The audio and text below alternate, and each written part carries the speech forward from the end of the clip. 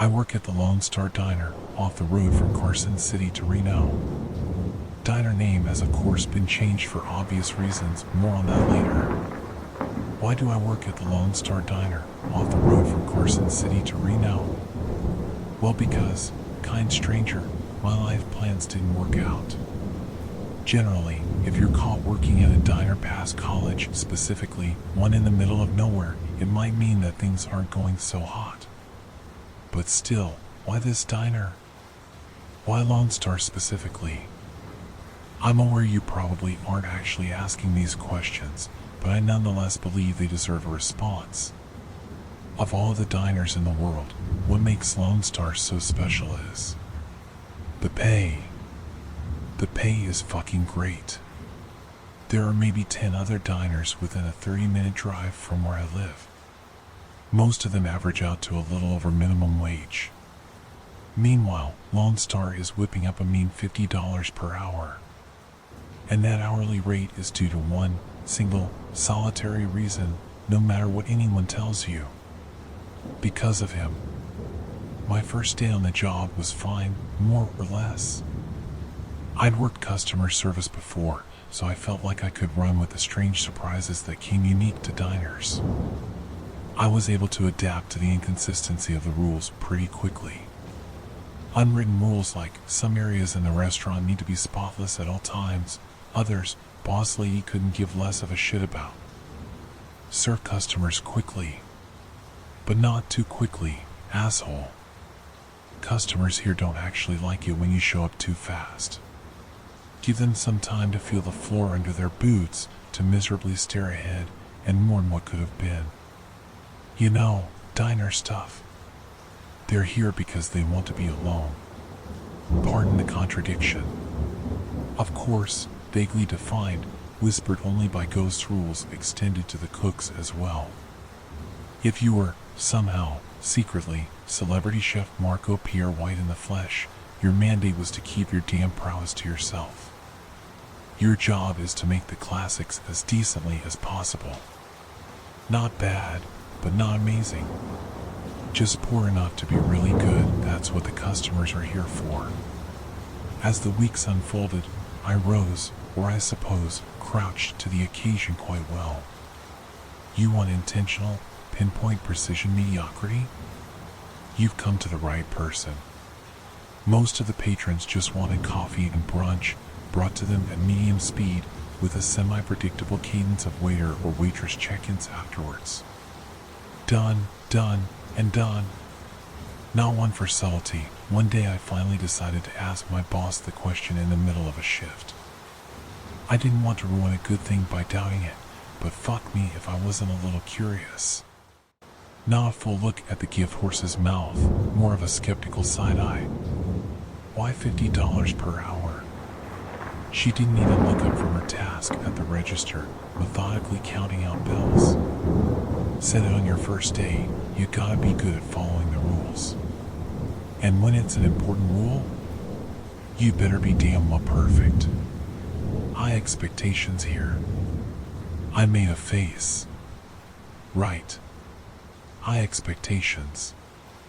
You think I'm joking? No ma'am, I guess. Why did I even speak up? I just think you're running a really cool operation here. Cooler than you might realize. It's still work, but the whole thing seems fair? Christ, my waffling skills were abysmal. Add that to the list of intentional mediocrity. Booyah. She looked up from her duties and shot me a stern look. I don't run this ship. And following the rules here means that you take care of yourself. I'm sorry? I am your employer, sure, and I'll pay you well to be here, sure, but you should be aware there is plenty more going on here than just you and this diner. She glanced down at her watch, then sighed. I usually save this speech for the end of the month, but you already caught me halfway through it. So, the Cole's notes. If you don't think you have it in you to follow instructions clearly, without protest, and without asking too many questions, then you should leave. Quit. No harm, no foul. A week's worth of pay on the house. The conversation sputtered shortly after that. I tried to find an opening to ask more about what she meant, but she was closed off to the topic moving forward. And you know what? That was fine. If she wanted me to put my head down and just do the work, I could do that. And work I did. And things were good. Mundane small talk with the customers was fun, my coworkers were friendly, and I was getting paid well. I'd found a place to park the failures of my life. A place to build from. It must have been a Saturday, I think, when I first noticed him. An occupied seat in the far corner of the diner. No idea how long he'd been sitting there and waiting, though he certainly looked patient. I had the strange inkling that he'd been left hanging for quite some time, though I couldn't actually remember seeing him enter. Brown corduroy shirt. Short hair. Mid-50s, it seemed. A reasonably calm smile. Normal-looking dude. I started making my way up from the back and headed towards him. Immediately, I felt a tight grip on my arm. It was Melanie, my boss, with a forceful clutch enough to make me drop my notepad. Her fingers tightened around my forearm, sharply pinching my skin. "Important rules," she said. "What? You remember our chat about rules? Well, this is the most important one. Okay? Okay. That man, over there, in the corner." She motioned to the man who had caught my attention, sitting upright, hands softly clasped together, coy smile across his face. "You don't go up to him. You don't say a word to him. But he's a customer?" Her hold intensified. She was hurting me. Almost as if she was taking out some sort of unseen anger on me. "I'd like to ask you right now to be smart enough to not ask questions and just follow instructions. You don't go to his table. You don't talk to him. You can look at him. You can shout across the room at him if you'd like, though I can't imagine why you ever need to do that. But you do not approach him, and you do not take his order. Or..." A sharp exhale through the nose, a shake of the head, and a glare from my manager. "It's different every time. But it ain't pretty." I watched him from the short distance I'd been afforded. It was hard not to. She did too. Unlike the other customers here, I didn't get a sense that he was here to be alone, to reminisce, or to take part in the comfort ritual of a lackluster Eggs Benedict over rye. Instead, I had the sense that he was just curious. Mild-mannered, content, but curious. My shift ended not too long after, so I didn't actually get a chance to watch him leave. Regardless, the experience of seeing him and learning about the rule he was connected to left a bizarre, dampening feeling on my mood. I liked my job. I liked coming home and unwinding. I didn't mind being in the middle of nowhere. It felt nice to look up at the empty sky filled with stars. To see them shimmer and shine, and even occasionally shoot across. I made a wish that things in my life would stay simple. I started to get a sense of his cadence. He'd usually show up once a month. The rare times I got to see him, I'd try to squeak in the odd question to my boss. Questions like, who is he, where does he come from, and has anyone spoken with him? All mechanically met with I don't know, and if you're scared, you're welcome to quit. Then, as fate would have it, one day boss lady fell incredibly ill. My coworkers and I had to convince her to go home midway through her shift, her sickness falling, uncomfortably, within the usual 1 to 3 day window at the end of the month where a customer would typically appear. And of course, there he was, right after she went home. To my benefit, the other waiters and waitresses working the rounds were well aware of his presence and knew exactly what to do whenever he arrived. All of them knew to steer clear of him. Nevertheless, driven by a foundational curiosity that I just couldn't shake, I used this opportunity to go for it. I shouted a single thing across the floor, knowing Melanie wasn't there to chide me. "Hello, sir. What brings you here?" asked him. He turned his head from his fixed position in his seat and put a hand to his ear. Clever. I said, "What brings you here?" I called out again, a few notches louder this time, garnering some odd looks from our Thursday patrons. To my surprise, he spoke back. I'm not sure why I was expecting his voice to carry the tone of some twisted, demented demon, maybe the fear Melanie had instilled in me. The man sounded exactly how he looked. "I'm sorry, dear," he said. "I'm afraid I'm not sure what you're saying. Can you come over here and ask me again?" "Nope. I was good. And I don't mean to be rude about this service," he continued, "but it feels as if no one has taken my order for quite some time now." I let the exchange in there, diverting my attention back to the other guests. As always, he'd eventually disappear without fanfare, without the clatter of the entrance bell or any sight or sound of his steps across the diner floor, our backroom conversations about him remaining dreadfully short while he was there. Just, he's here, and he's gone, and the odd, when we really needed to say it, I feel really weird about this. It took me a while to understand where my brazenness to address this strange middle-aged man came from. In truth, I was just afraid. His presence and all of the questions tied to his being in our diner were disrupting this otherwise great arrangement that I felt I had. It seemed right, in the moment, to stand at the very edge of my bravery and say something to him. Of course, now that he was gone, I just felt worse. The next week, I was invited to something pretty interesting at work. I generally have a good amount of visibility into what Melanie, boss lady, does on a daily basis. The only element that remained elusive was her bi-weekly check-in with a particularly sharp-dressed agent-looking fella. There was a pretty consistent presence of state troopers, agents, and similarly uniformed men and women dropping into the diner, though I seldom paid it mind beyond simply noticing it. Midway through wiping down the tables, only an hour or so into my shift, Mel swung by and said, "Hey, want you in the meeting with the big boss, if you have a few." "The big boss?" Sure. Yeah. Tell me. Just, if you don't mind me asking, who is?" She let her eyes speak her unwritten rules to me. Questions equals generally bad.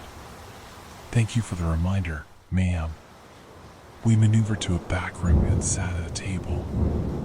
Across from us, already seated, was a man in a sharply tailored suit with a subtle earpiece and the aforementioned agent. The table was littered with a small, messy stack of notes, papers, and documents. He made it a point to size me up, staring me down uninterrupted, like a deer to headlights, no concern at all about how awkward he was making it for me. Then, he turned to Melanie. "How long she been here?" he asked her in his gruff western drawl. 6 months, she said. "You trust her?" "I trust her." "Yes." He let his eyebrows say, "If you say so," then went on with it. "All right, so, apparently I had a visit from the wandering man last week. You," he said, motioning to Melanie, "were out. But you," attention now shifted to me, "weren't. Give me the lowdown." "The wandering man?" The agent caught the confusion in my eyes. "Jesus, you've told this girl nothing, haven't you?" he said to Melanie. "Sir, I know it sounds weird," she said, "but I personally feel as if the man is almost, I don't know, drawn to curiosity. Like, maybe the less I say to those not already in the know, the bet." "Wandering man," the agent cut her off, "is our nickname for the fella that sits in the corner of your fine little establishment. Or should I say, the state's fine little establishment." "I'm sorry?" I asked. "That's correct. The state's. Congratulations, ma'am, you're part of a government operation. The wandering man, not just a cutesy little nickname, but our legal definition of this tricky little problem, is a phenomenon we discovered many years ago. At the time, he just walked the desert landscape, chatting up unsuspecting strangers with bizarre questions. Everything fine, All hunky-dory. A little weird, sure, but nothing illegal. However, sometimes things would happen because of him. Bizarre things. Grisly things. I could see Melanie groaning, concerned at the picture being painted. Would this pique my curiosity? Have you guys, taken him in for? I almost wanted to cut off my own stupid question, but he ran with it. Nope. Not because we don't want to, but rather because it might not be safe. The cozy mental image I held of this diner was starting to fracture. We have reason to believe that he's a visitor, he said. From underscore underscore underscore underscore underscore underscore underscore underscore underscore underscore underscore underscore underscore underscore underscore underscore underscore underscore underscore. I didn't attend another debrief after that. Not because I was barred, mind you. Rather, I just didn't want to know anymore. Mike had no longer held curiosity. There was just a low, aching dread there now. The agents and troopers, spaced out and seated amongst the eatery, were now just a glaring reminder of what my dingy diner job really was. The government cavalry would mostly show up around the end-of-month window the wandering man was set to arrive in. When he'd appear, they wouldn't do much more than examine him from their distant tables, subtly scribbling notes into notebooks. He'd always act the same. He would just sit there. He wouldn't give them, or us, the diner employees, much to go on. Speaking of employees, I remembered something Melanie told me after my first month of working here, that the worker turnover at this diner was incredibly high. Knowing at the time what everyone got paid, it made absolutely no sense to me. Now, 7 months into the gig, alongside a completely new set of cooks, waiters, and waitresses from when I'd first started, I'd seen firsthand just how true her statement was. None of the leavers claimed as much, but I'm sure the underlying premise of who the diner was really for became subconsciously clear to them during their time here. And it probably didn't sit all too well with them. I stayed, but not because of the pay. I'm actually not sure why I did. We had a new cast of rookie employees now. The ones who understood the vague terms of the situation, just as Melanie, I, and all former employees did, stuck around. Those who couldn't reconcile the situation with their inherent curiosity naturally filtered out. And then there was Malcolm. It was only his first week. He was a keener. Mega keener. He'd bulldozed through a giant list of tasks and was already asking for the next batch of work to chew through.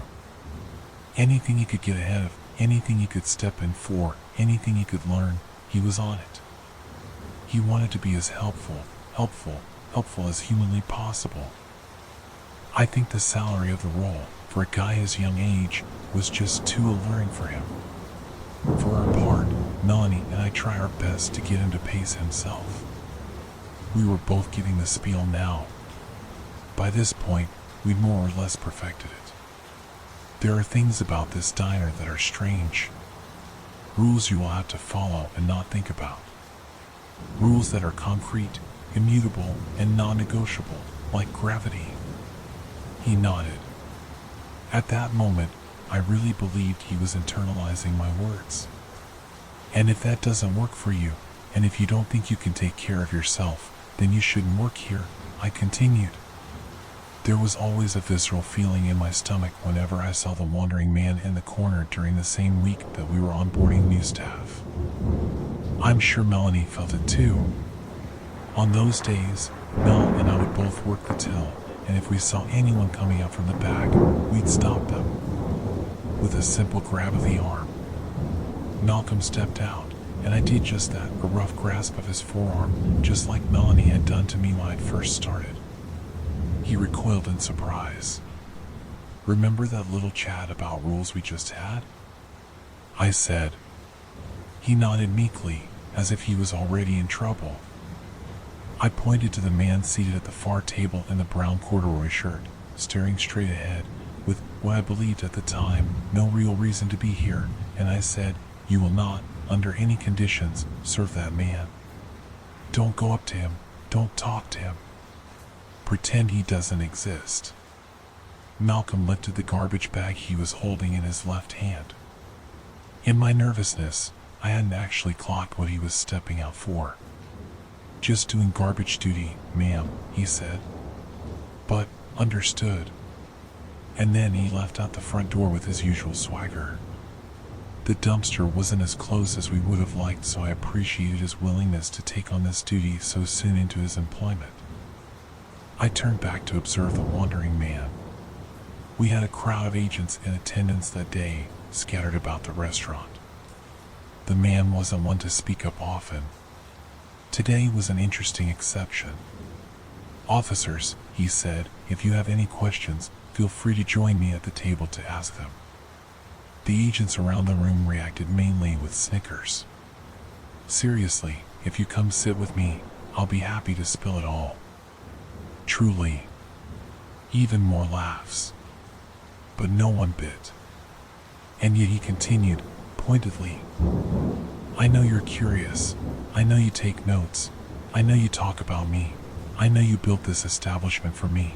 I know you." As I reconciled the fact that this was the most words I'd ever heard him string together in succession, I heard the chime of the bell. A door had opened. Malcolm was dusting his hands as he entered through the diner's side door. A door which was situated right beside the table the wandering man was seated at. It all happened so fast. And yet, it played out in front of me excruciatingly slowly, as if there was a moment, a single solitary second, where I could have stepped in. The wandering man dropped any pretext of an exchange with the agents, stopping his sentence midway and adopting a completely new demeanor. He played the role of a low, miserable, tired man and said, 30 visits, terrible service every time, in a pathetic tone just as Malcolm walked by. Malcolm, instinctively, plucked a notepad out from his chest pocket and turned his head to face the man. "Hey, I got you, Chief. I can have him ring something up for you. Where are you?" And then Malcolm froze in place. And the wandering man's expression turned Cheshire cat wide. His neck alternated between tensing and fluttering with what seemed to be undeniable excitement. The man started getting up from the table, and then, immediately, both of them were gone. Malcolm and the wanderer had vanished out of existence entirely.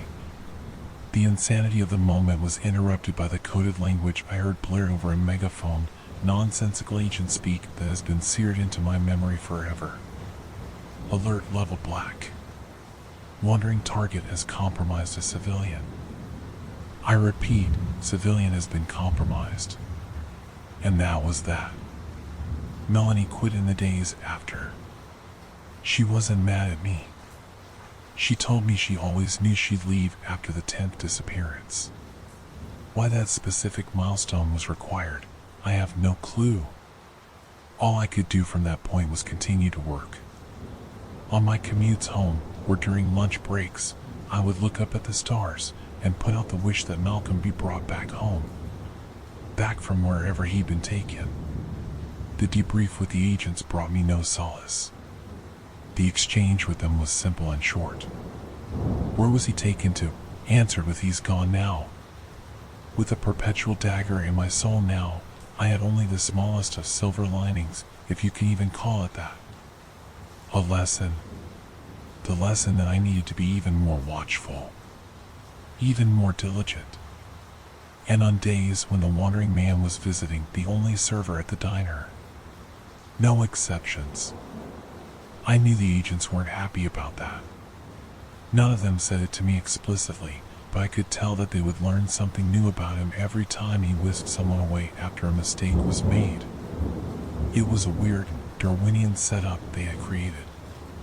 We were a zoo they could use to learn more about a specific animal. A specific entity. A specific visitor. No dice. They just have to watch him sit now. Or wait for him to do something different. I waited for the 3-day stretch at the end of the month that he usually appears in. Things were quiet up until that point. When he finally showed up, it wasn't what I expected. For the first time ever, I saw the wandering man walk right through the front door. In the dead of night, at the tail end of my shift, I was at the till, paralyzed, as he took step after step to close the distance. And then, he was right there, standing in front of me. And I was sure, absolutely sure, that I was going to die. He smiled. "Don't worry. I have my own little set of rules I play by," he said. I didn't say a word. This was no man's land right now. I know you've been curious about me. I've admired it from the moment you first spoke up to address me. Cautious curiosity is a great thing to see in someone, especially in such a reckless species. Please just go. I'd like to answer a question about why I'm visiting. I'm sure you'd like to know why I'm here, right? I'm not curious anymore. I swear I'm not. He laughed. The answer is really painfully simple. This little game, this little charade I'm playing, it is just so unbelievably fun. Please don't kill me. Please. You truly have a wonderful planet. I will return again soon. Promise. Give me a month, maybe 2 this time. A sincere, kind smile delivered with kind eyes. I'll come back with a new game. And then he was gone. It took me a minute to realize that there was a cake box sitting on the counter beside me. Maybe it was there the whole time he was speaking to me. Maybe it materialized right after he left. I opened the box to find Malcolm's severed head, a blank expression on his face, sitting on a bed of poorly and confusingly organized flowers. Almost as if there was an intention to create a floral arrangement, but no understanding of what something like that would look like. On top of the horrific display, written in an almost childlike handwriting, was a note that read, "I brought him back, just like you wished." The worst thing about being trapped at a diner in the middle of nowhere is that you realize that there really is nowhere else to run to. Every single part of our planet is blanketed by stars, by open sky. Someone could drop in any time,